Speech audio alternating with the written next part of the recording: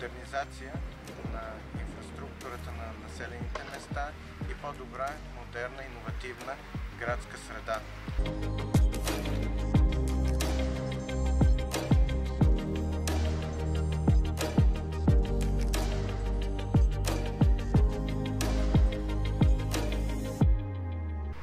Искаме да превърнем Видин в град, подходящ и привлекателен за инвеститорите.